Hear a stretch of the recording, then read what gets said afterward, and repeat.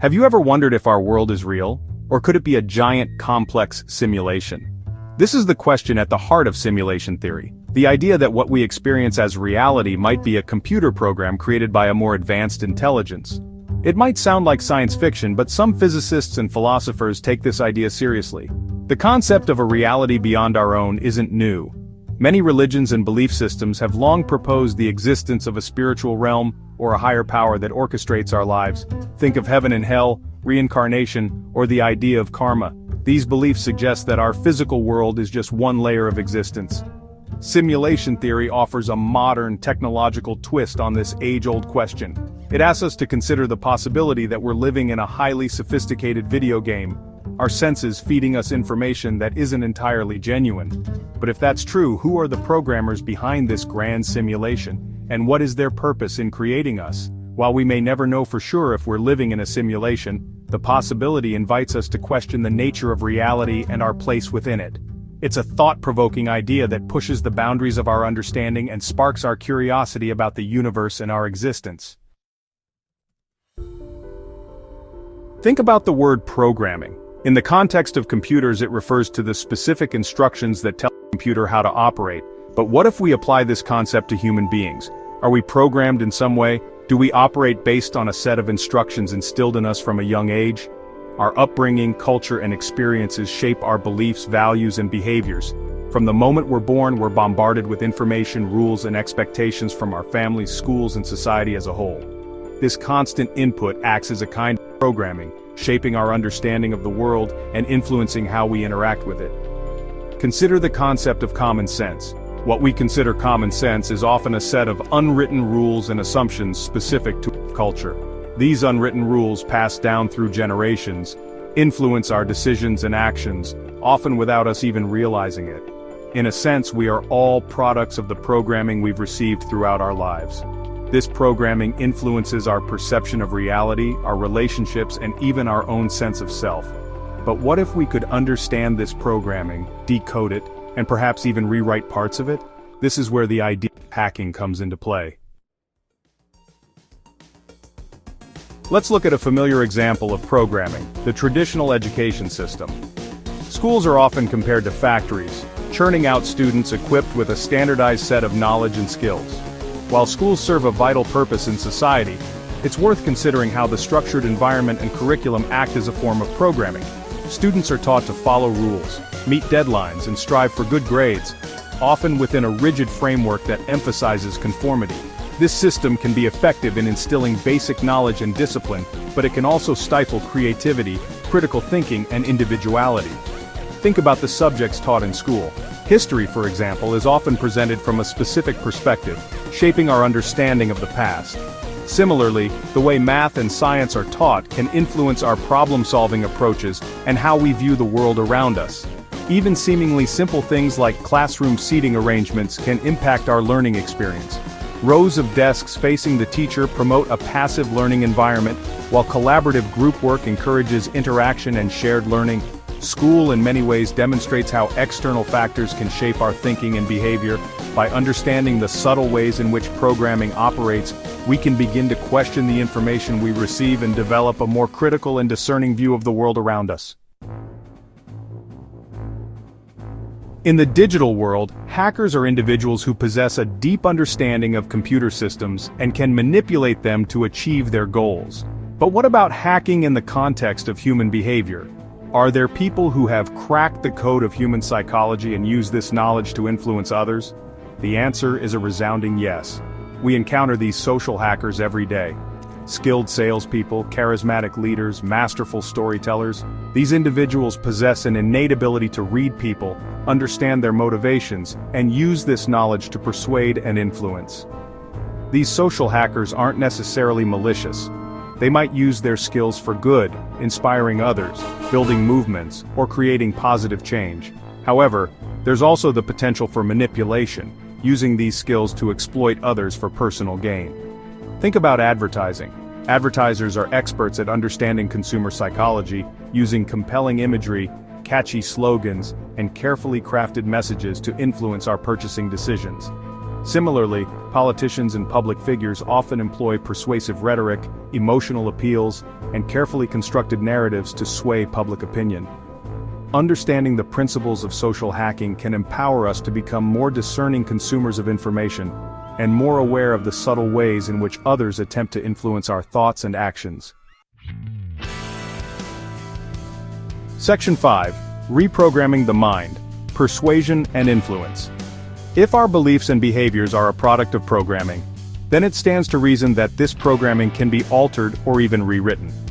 This is the essence of reprogramming, the process of shifting someone's core beliefs, values, and behaviors. Reprogramming doesn't happen overnight. It's a gradual process that involves deconstructing old thought patterns, challenging ingrained beliefs, and introducing new information and perspectives.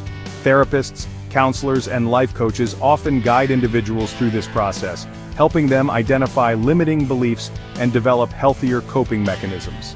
One of the most powerful tools for reprogramming is language. The words we use to describe ourselves and our experiences shape our perception of reality. By consciously choosing positive and empowering language, we can begin to shift our mindset and create lasting change. Another effective technique is visualization. By vividly imagining ourselves achieving our goals and embodying our desired qualities, we can create new neural pathways in the brain, making it easier to manifest those outcomes in our lives. Reprogramming is essentially a process of personal growth and transformation. It's about taking control of our thoughts, beliefs, and behaviors to create the life we want. Section 6. Cult leaders, masters of manipulation. Cult leaders are often seen as masters of manipulation, individuals who prey on the vulnerable and use psychological tactics to exert control over their followers.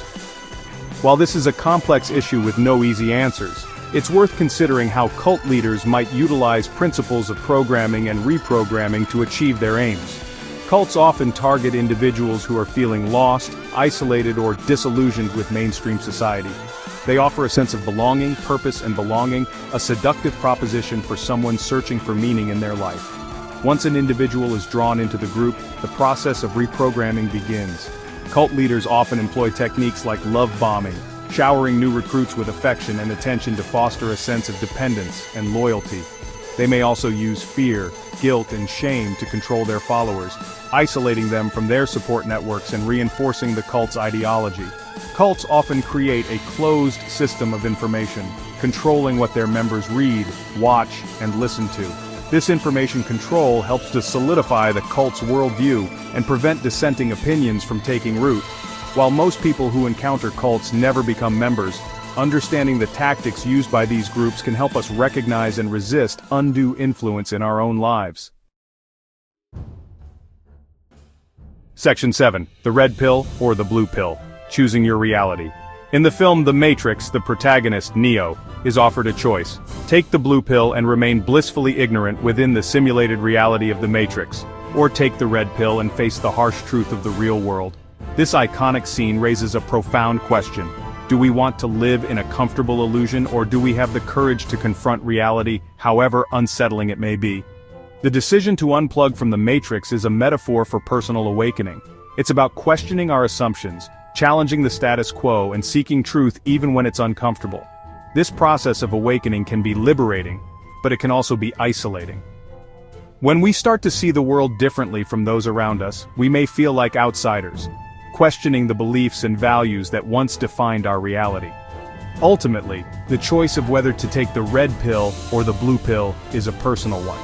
There's no right or wrong answer, and the path to truth and enlightenment is different for everyone. Section 8. Hacking for good, using knowledge for positive change. While the concept of hacking often carries negative connotations, it's important to remember that these skills can be used for good. Just as a hacker can exploit vulnerabilities in a computer system, someone who understands human behavior can use this knowledge to promote positive change. Social entrepreneurs, activists, and educators are all examples of individuals who use their understanding of human psychology to make a difference in the world. They might use persuasive communication to raise awareness about important issues, design engaging campaigns to mobilize communities, or develop innovative educational programs that empower individuals to reach their full potential. Even in our everyday lives, we can use our understanding of human behavior to build stronger relationships, communicate more effectively, and create more positive outcomes in our interactions with others. By approaching these interactions with empathy, curiosity, and a genuine desire to understand, we can bridge divides, build trust, and foster deeper connections. The key is to use our knowledge ethically and responsibly, always striving to empower others rather than manipulate or exploit them. When we use our understanding of human behavior for good, we can create a more just, compassionate, and fulfilling world for everyone. Section 9. The Matrix Within: Unlocking Your Own Potential. While the concept of a simulated reality is intriguing, perhaps the most important matrix we need to understand is the one within ourselves. Our thoughts, beliefs, and perceptions create our personal reality, shaping our experiences and influencing how we interact with the world.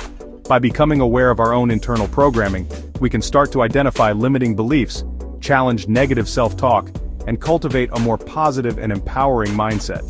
This process of inner work is essential for personal growth and transformation. Meditation, mindfulness, and journaling are valuable tools for exploring our inner landscape. These practices help us become more aware of our thoughts and emotions, allowing us to observe them without judgment and develop a deeper understanding of ourselves. As we become more conscious of our own internal programming, we gain the power to rewrite the code of our lives. We can choose to focus on gratitude, cultivate self-love, and embrace challenges as opportunities for growth. Unlocking the matrix within is an ongoing journey of self-discovery and transformation. It's about recognizing our own power to shape our reality and create a life that is aligned with our deepest values and aspirations.